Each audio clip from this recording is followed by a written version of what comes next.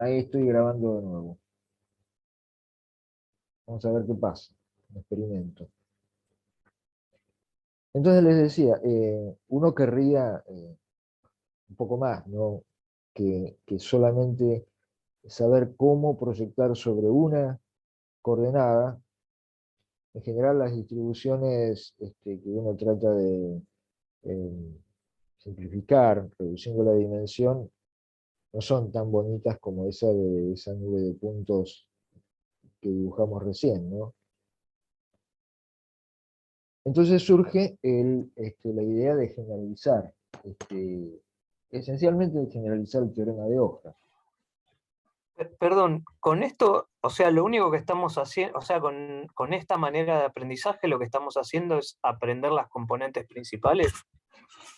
Claro, nos van a quedar, en principio, hasta donde vimos, lo que nos queda en la proyección es un, digamos, en el modelo aprendido nos queda un vector de pesos eh, que coincide en dirección con la primera componente principal.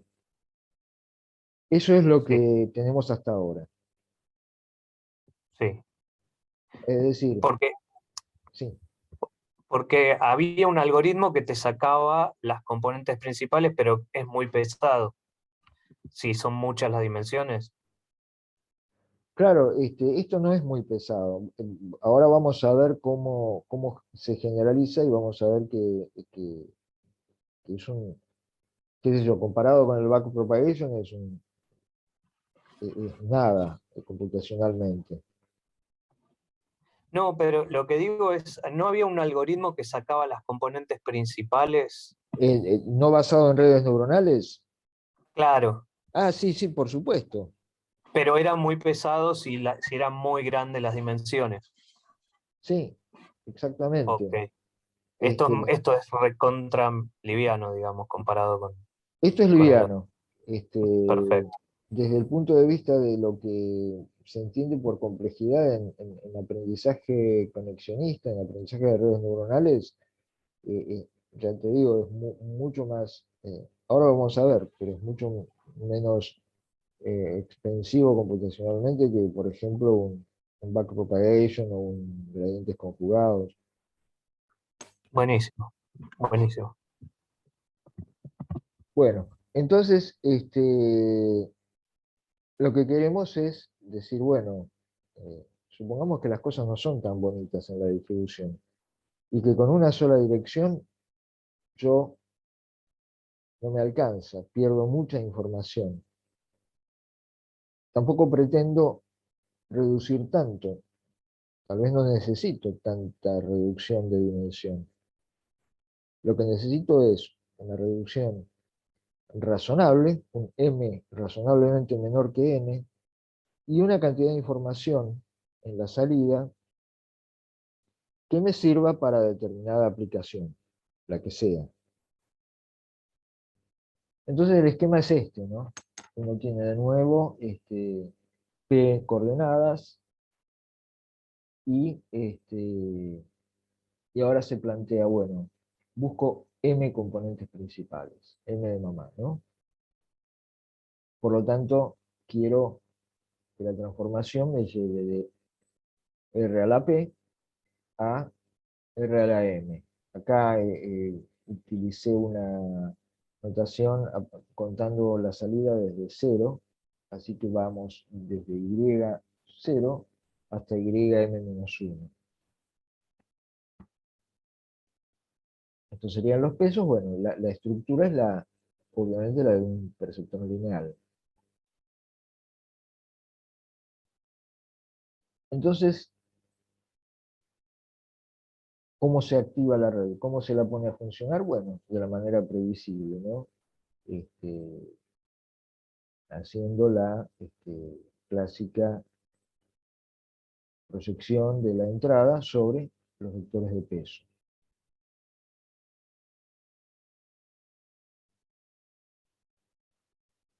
Entonces ahora les presento las reglas de aprendizaje que se propusieron Estas son las clásicas reglas de aprendizaje para aprendizaje hebbiano generalizado. El primero que lo hizo fue, o uno de los primeros que lo hizo fue Hoja. Hoja se dio cuenta de cómo tenía que modificar su regla,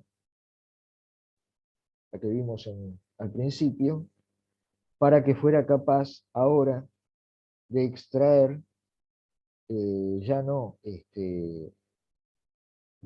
un solo vector, una sola dirección sobre la que proyectando se conserva la mayor cantidad de varianza, sino m vectores sobre los cuales proyectando se conserva la mayor cantidad de varianza posible en m direcciones.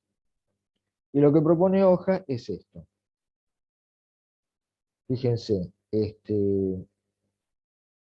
bueno, learning rate, la salida, el término hebbiano directo, ¿no? Que sería esta parte. Antes, ¿qué le restaba? Le restaba la proyección de la salida sobre cada uno de de las componentes del vector de pesos. Bueno, ahora lo que hace es algo muy parecido.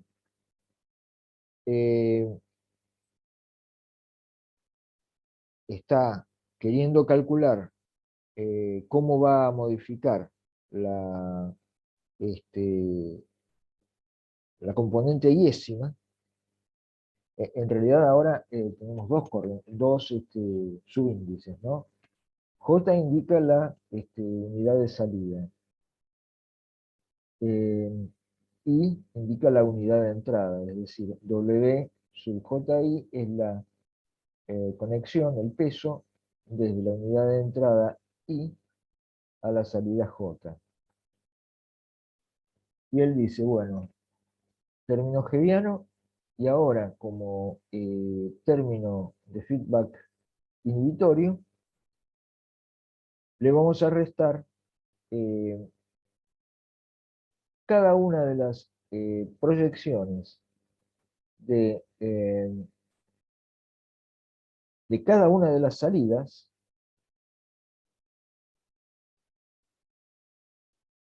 estas, fíjense, k igual a 0 hasta m-1, todas las salidas. Y cada una de las salidas proyectada sobre el peso correspondiente a la entrada I. Voy para atrás y les muestro en el dibujo. Por ejemplo, si estoy calculando cómo modificar este peso,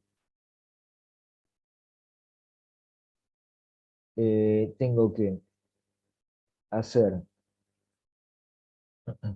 el término hebbiano clásico y restarle un término que sea este proyectado sobre este, más este proyectado sobre este. Todo hasta el último proyectado sobre este. Y toda esa suma se la resto al término hebbiano, que obviamente es esto por esto.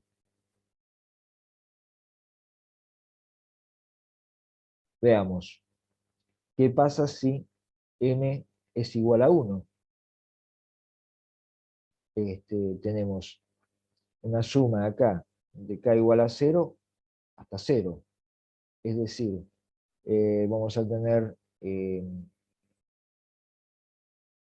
ya no tenemos dos subíndices, ¿no? Ya son componentes individuales, y vamos a tener W0I, ¿sí? W0I es la conexión entre la entrada I y la salida, la única que existe, llamémosla I sub 0, por la salida I0, es decir, tenemos acá un solo elemento a sumar, es decir, tenemos la regla de Hoja que vimos anteriormente.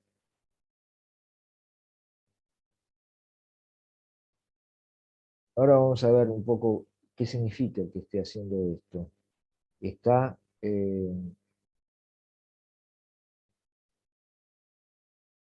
haciendo un término de feedback negativo o inhibitorio que involucra una cantidad de términos,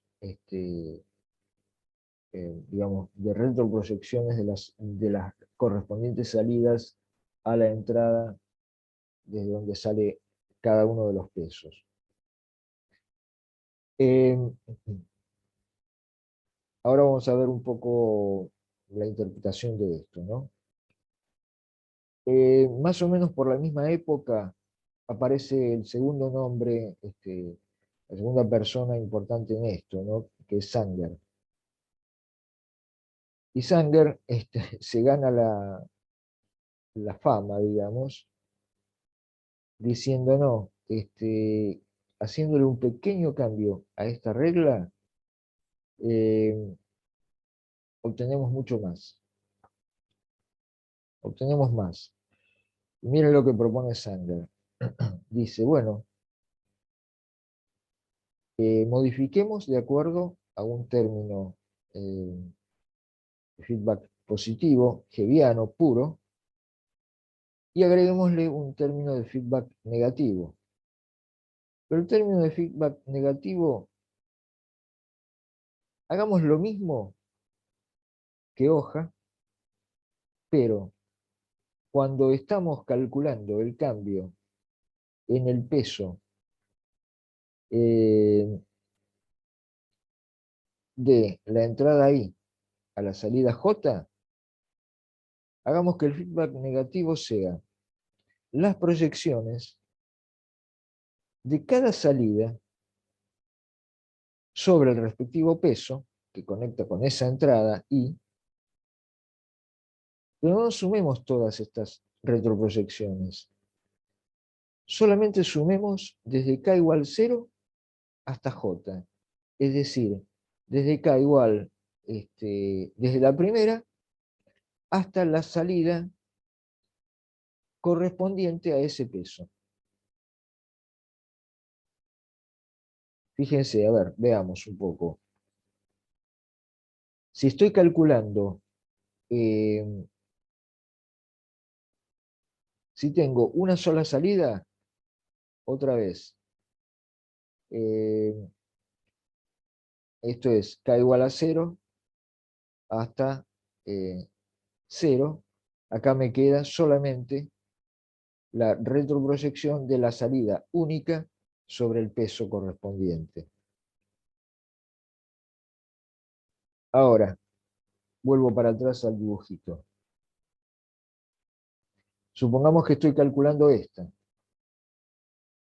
Hoja decía, bueno, el término inhibitorio se va a componer de este por este, más este por este, más otro por acá y 2 por este, hasta el último por este.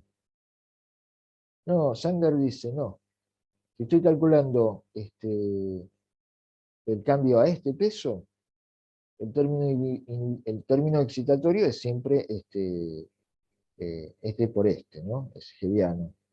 El término inhibitorio es este por este, más este por este, y hasta ahí. Si estoy calculando un peso por acá, de nuevo es el peso está, pongamos acá, es este por este, más este por este, más hasta el que sea por este, y paro ahí. En el único caso, y bueno, en el único caso en el cual coincidirían es para el último. Para el último, sí. Para calcular este, por ejemplo, el término inhibitorio, el término excitatorio de nuevo es este por este, y el término, el excitatorio, ¿no? Y el inhibitorio, para este peso sería este por este, más este por este, más este por este, más hasta este por este. Es decir, en este caso, en el último de los pesos, solamente en ese coincidiría con la regla de hoja. Eso es lo que significa este pequeño cambio en el índice de sumación, ¿no?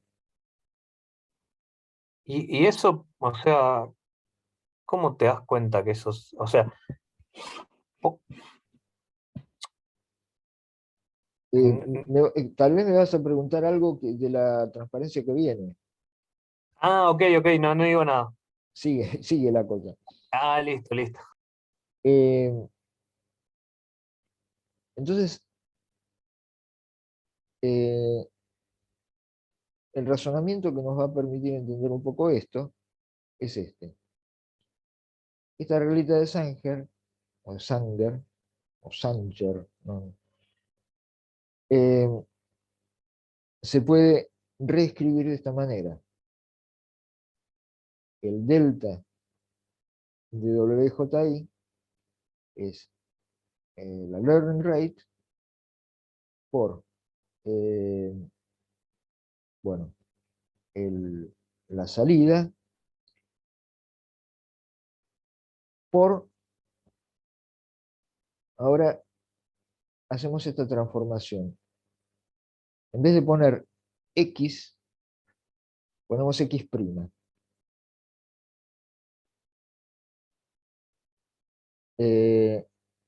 Y X' va a ser el X original menos la suma de todos los términos inhibitorios hasta el J-1. Es decir, es esta suma menos un término. Ese término es este. Y ahora van a ver por qué hago esta nueva representación. O sea, represento a la entrada como ella misma menos los J primeros términos del término inhibitorio. De manera que el término inhibitorio me queda solamente asociado al vector de pesos que quiero modificar por la salida correspondiente a ese peso. Ahora en un segundo vamos a ver qué significa esto. Les voy a contar el final del cuento antes de ver conceptualmente en qué consiste esa diferencia. Las dos reglas, Hoja y Sanger, convergen vía un adecuado aprendizaje con todas em, todos los recaudos que ya conocemos, tirar pesos pequeños al azar al principio, utilizar un learning rate eh, que no descontrole el proceso de aprendizaje. Ambas reglas conducen a un conjunto de pesos, que obviamente son m, porque son los asociados a la dimensión de la salida, que son una base ortonormal de la distribución. Es decir, cumplen esto, ¿no? Cada WI traspuesto por WJ es la delta de Kronecker, ¿no? Si I igual J da 1, si I distinto de J da 0.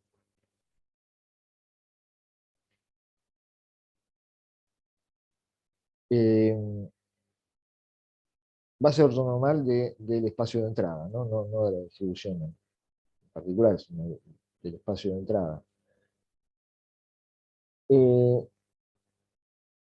estos dos conjuntos de vectores generan el mismo subespacio. El span, no spam, no, el span, o sea, el subespacio generado por las m direcciones que da la regla esta generalizada de hoja, es el mismo subespacio generado por las m dimensiones que da la regla esta de Sanger.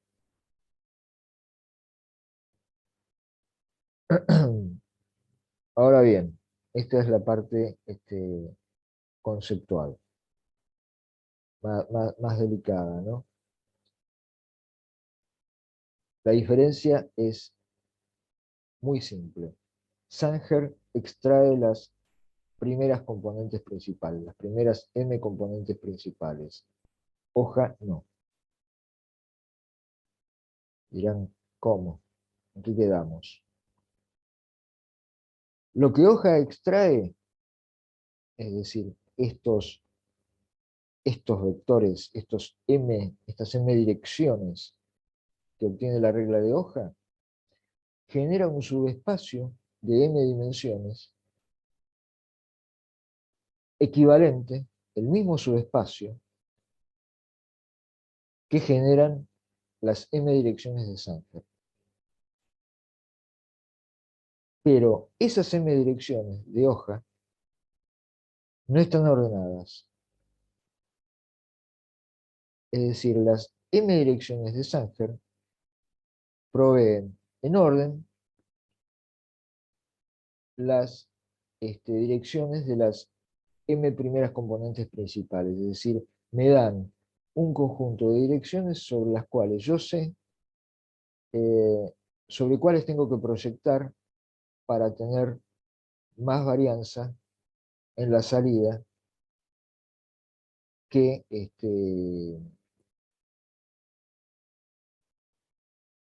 si proyecto sobre todas. Es decir, me da las componentes principales ordenadas de acuerdo a, en otras palabras, a los autovalores asociados en orden decreciente. Hoja no. Hoja me converge a un subespacio de m dimensiones, que es el mismo subespacio, pero no me dice cuáles son las direcciones que conservan la mayor cantidad de información. ¿Se entiende más o menos, no? Sanger me ordena las direcciones y me dice, bueno, esta es la primera, coincide con la dirección de la primera componente principal. La segunda coincide con la dirección de la segunda. Y en orden decreciente, cada una conserva menos información. Hoja me dice, no, son estas n, no sé cuál de las direcciones a las que convergió el aprendizaje es la que, proyectando la entrada, conserva más información. Todo el subespacio, proyectando, retiene la misma cantidad de varianza que usando la regla de Sanger, pero no te las doy ordenadas. Entonces, ¿se entiende esta parte de la diferencia? Porque es la parte fundamental de esta teoría, ¿no?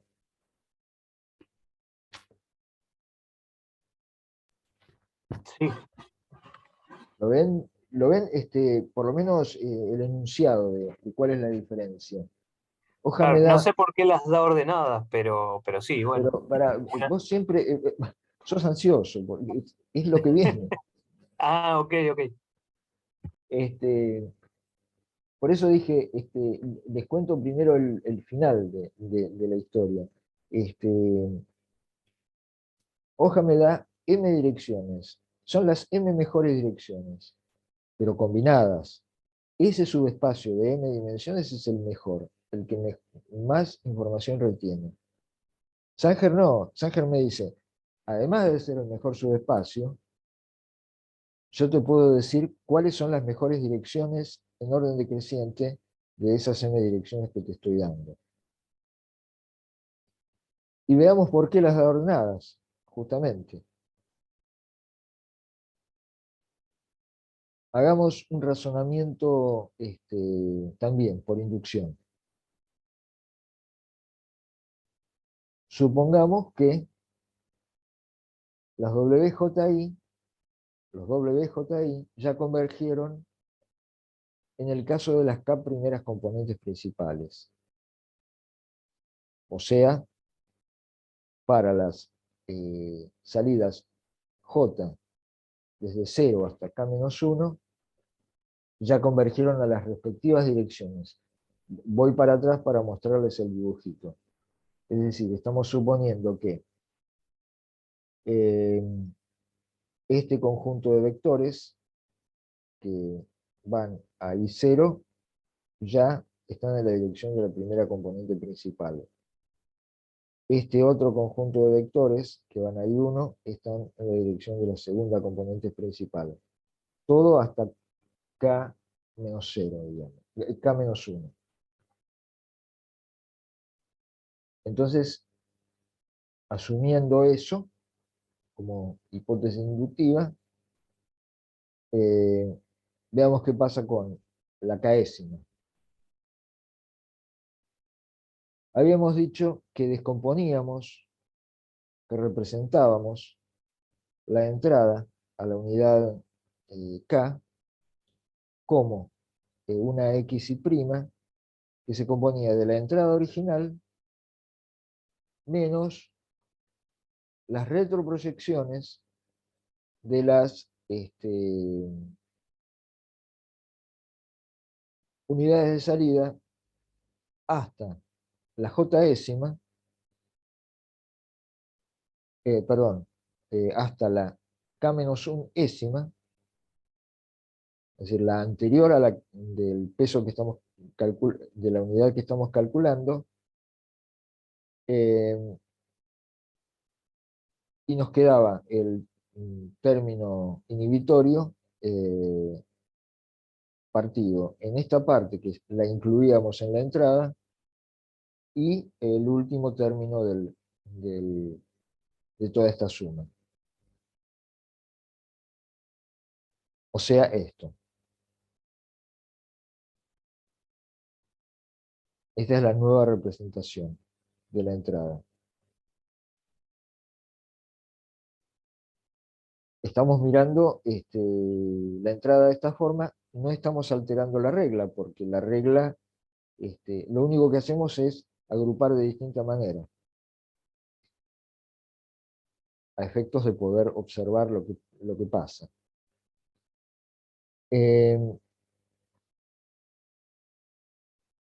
¿Esto qué es?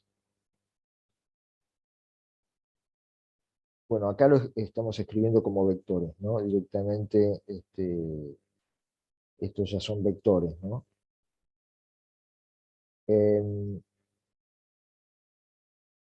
Escribimos la entrada como la entrada original por este término. Por la entrada original menos este término. Ahora bien, estos términos, ¿qué son? YN, ¿qué era? YN eh,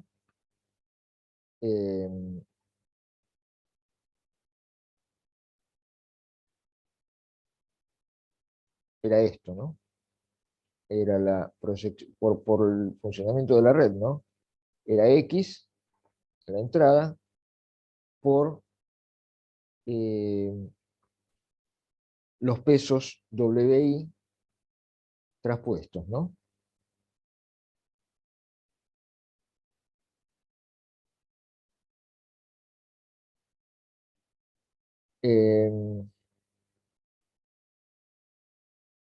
¿Y esto qué es?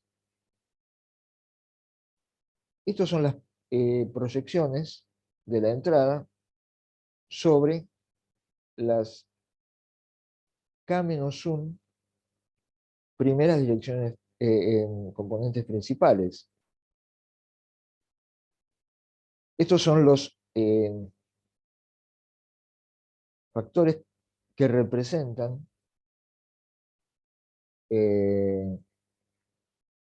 la combinación que hay que hacer de las primeras componentes principales para representar a X, la proyección de X sobre esas primeras K menos 1 componentes principales. Y esto hemos asumido que ya estaba en la dirección de las primeras K menos 1 componentes principales. O sea que este término sería la proyección de la entrada original sobre las K menos 1 direcciones correspondientes a las primeras K menos 1 componentes principales, que por hipótesis inductiva ya convergieron. Entonces yo le estaría restando a la entrada original su proyección sobre las K menos 1 componentes principales. Entonces, ¿dónde quedaría la entrada? ¿Dónde quedaría X'? Quedaría viviendo en el espacio complementario, en el subespacio ortogonal a las K, perdón, no K menos 1, K, ¿no? Porque estoy sumando desde J igual 0 hasta K menos 1, son K. X' quedaría viviendo en el subespacio ortogonal a las, al generado por las K primeras componentes principales. Y como, según la regla, por cómo la transformé, vuelvo para atrás, por cómo la transformé, nos quedaba esto, ¿no? X', como lo escribí antes, menos el último término de esta suma inhibitoria. Y esto es la regla de hoja. Entonces, asumiendo que esta parte, lo que hace es proyectar a X sobre las primeras K componentes principales, X' quedó viviendo en el subespacio ortogonal, o sea, en el generado por las la K más 1 hasta N. Si yo le aplico la regla de hoja, me va a extraer la dirección que maximiza la varianza en ese subespacio, que no es otra, por cómo definimos las componentes principales, que la siguiente componente, es decir, la K'ésima.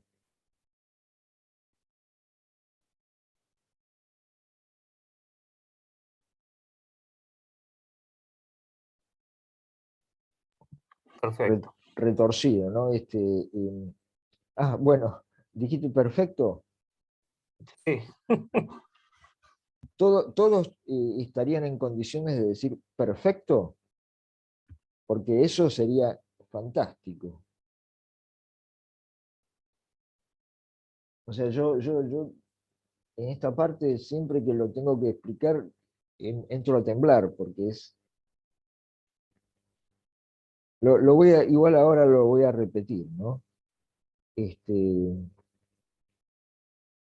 palabras, ¿qué es? Que Sanger lo que hace es irle restando a la entrada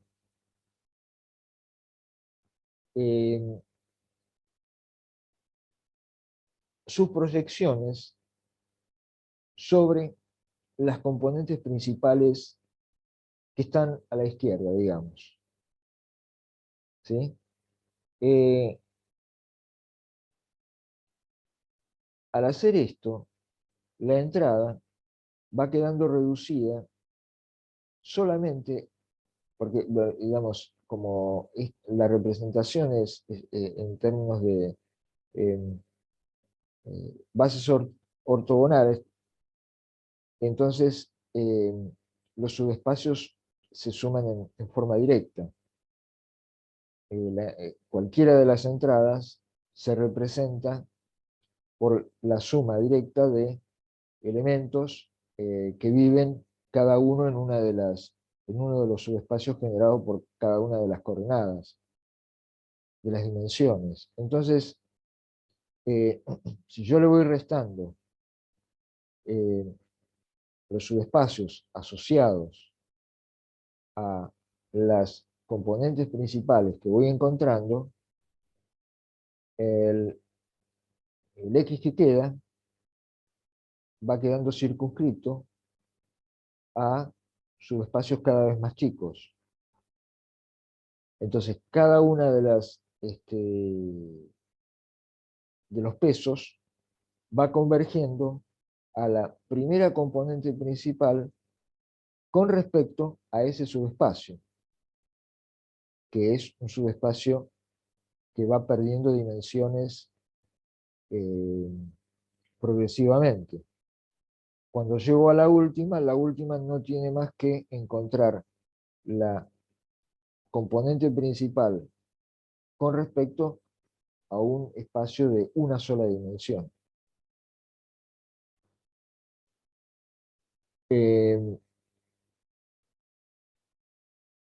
Volviendo un poquito a la cuenta. Bueno, la cuenta sería esta. Si en la nueva representación yo divido el término inhibitorio en sus primeros k términos, acá está, ¿no? Perdón, voy para atrás. Divido el término inhibitorio en sus primeros k términos, estos, y su último término, el último término de esta suma, que es este, me queda, con respecto a la nueva representación X', algo como la regla de hoja. Entonces,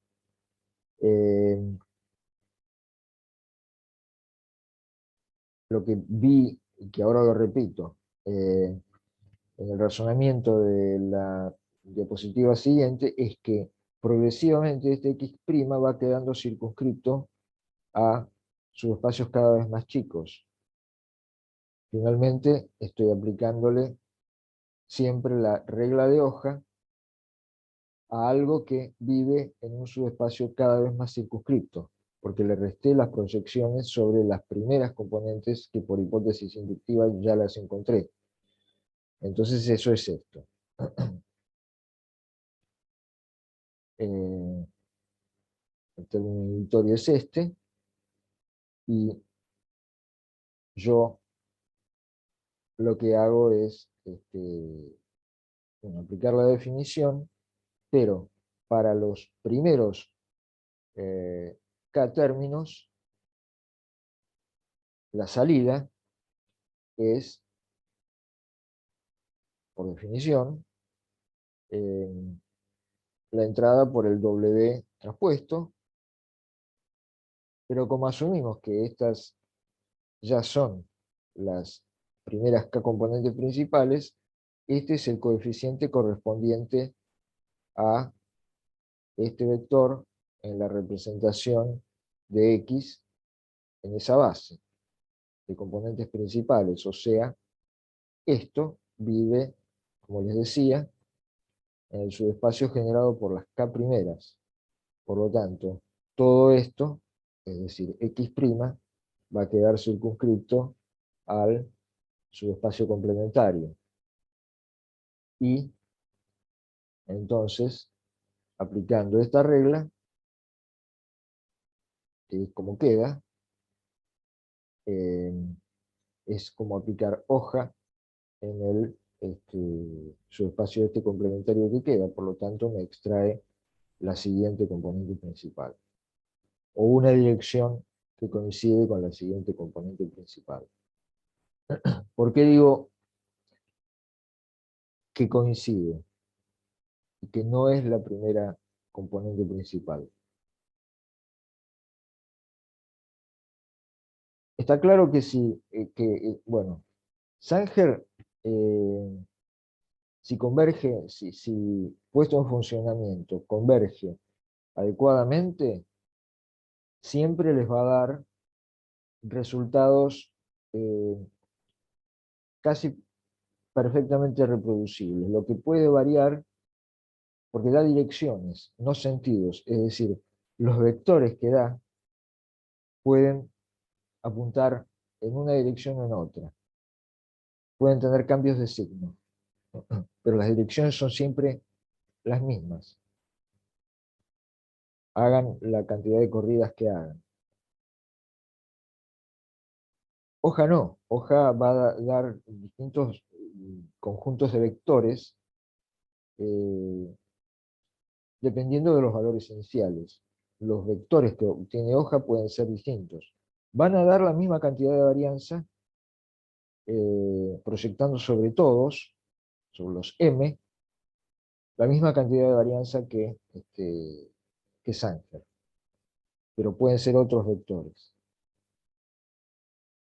Algo que dice Hertz es que hoja podría ser, desde un punto de vista biológico, mucho más plausible que Sanger, porque la robustez de un sistema que distribuye la cantidad de información eh, en M, digamos, en M canales o en M en haces de sinapsis, que serían los pesos, es mucho mayor que una distribución de la información en forma diferenciada. Eh, Eso es mucho menos robusto. Piénsenlo en términos de transmisión de información. Hoja, ahora vamos a ver un ejemplo donde se ve claramente. Hoja repartiría toda la información. En valor medio, la cantidad de información que conserva cada una de las proyecciones sobre las m direcciones, en hoja es en valor medio la misma. Es decir, si ustedes hicieran muchísimas corridas de hoja, el algoritmo, con distintos conjuntos de valores iniciales al azar, y lo promediaran, encontrarían que en promedio cada una de las direcciones conserva más o menos la misma información. Sanger no, Sanger por ahí les da, para la primera dirección puede ocurrir el 90% de la varianza, o sea que si ustedes tuvieran un canales transmitiendo información, M canales, y se les rompe uno, pueden llegar a perder prácticamente toda la información útil. Es decir, ¿qué ventaja tendría? Tanto desde un punto de vista biológico como desde un punto de vista ingenieril, para diseñar algún sistema que codifique, transmita, almacene información eh, en una dimensión menor que la de la entrada. Acá podemos ver ese tema, ¿no? Recordarán esta transparencia, o más o menos parecida, la deben recordar, de la parte de perceptrón multicapa.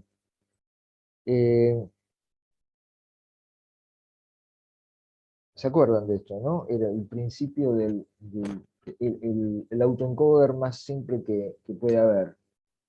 Es decir, uno tiene la imagen, la señal en general, pero bueno, acá lo ejemplificamos con una imagen, ¿no? Representada en una cantidad muy grande de dimensiones, y quiere reducir la dimensión para transmitirla o almacenarla y poder recuperarla. Entonces, lo que hace es un proceso de aprendizaje autoasociativo, tomando distintos subconjuntos de la entrada, distintos patches de la imagen en este caso, y aprendiendo a recuperarlos a la salida.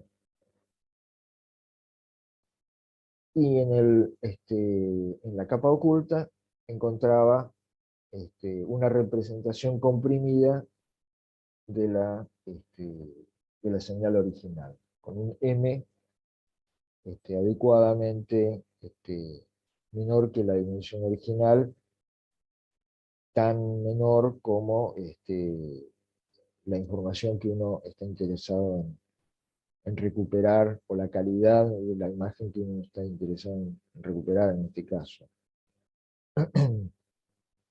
Bueno, se puede demostrar que este resultado, la cantidad de información que se conserva acá, coincide en valor medio con una proyección sobre, vía hoja, sobre las m primeras componentes principales.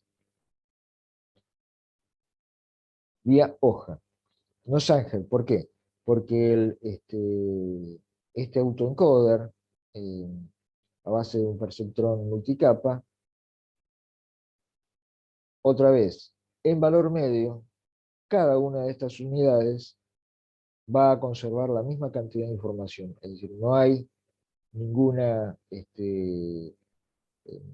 razón para que en valor medio, si ustedes corren muchas veces este proceso, no obtengan aproximadamente la misma cantidad de información en cada una de estas unidades ocultas.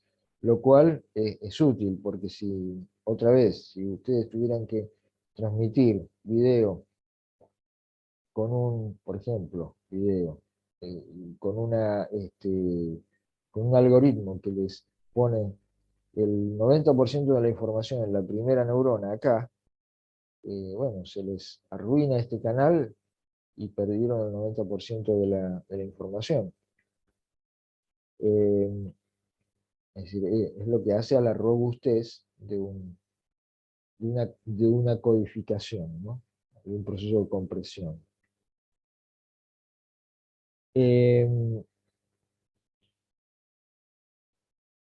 Bueno, Consulta, pero entonces no da como un PCA la red neuronal.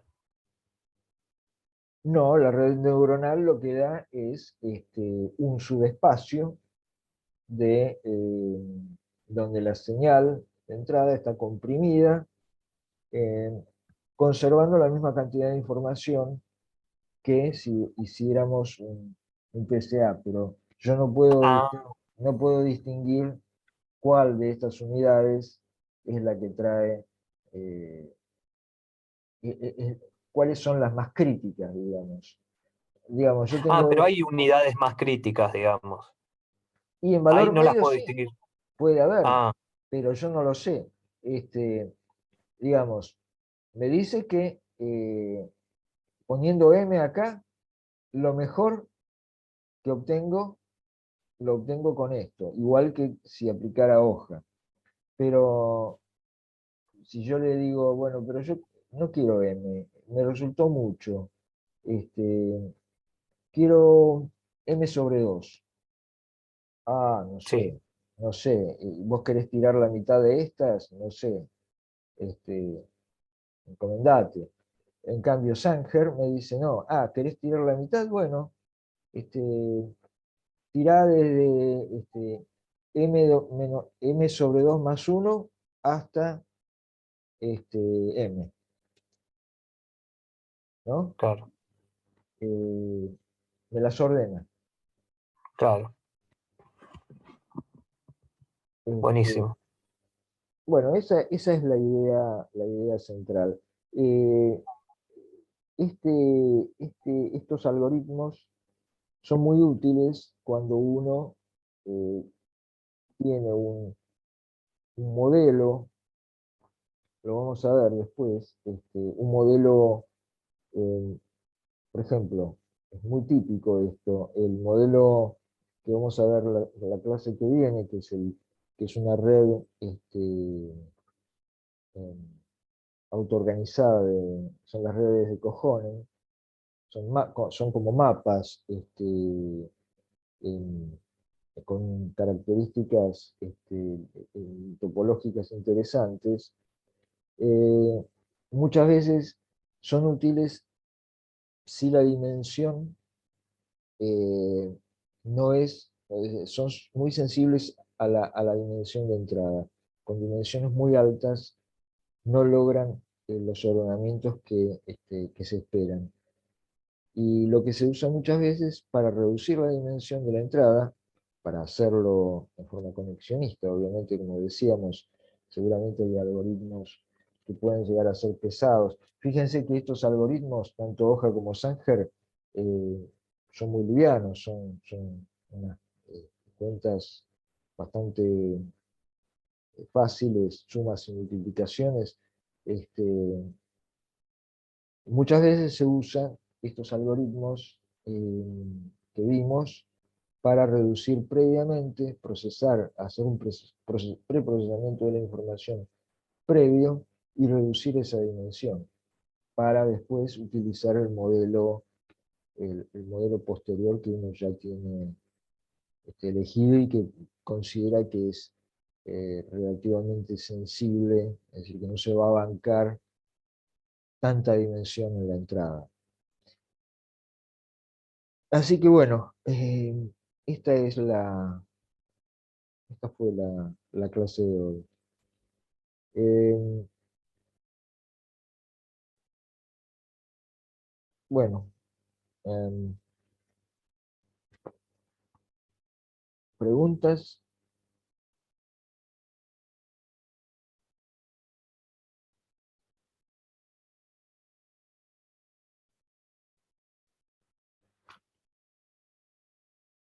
Quedó clara la idea general, ¿no? Por lo menos alguna cuentita por ahí, después mírenlo con más, con más calma, ¿no? Lo que tienen estos algoritmos cuando se implementan es que es fácil testear si están convergiendo bien. Por ejemplo, una forma de testear si están convergiendo bien es ir viendo si los vectores que se van obteniendo, los vectores de pesos, van van tendiendo a tener norma 1. Tanto en Hoja como en Sanger tienen que tender a norma 1. Y tienen que ser ortogonales, además, eh, entre sí. Lo de la norma 1 es muy fácil de testear, ¿no? Uno va eh, iterando y va viendo si,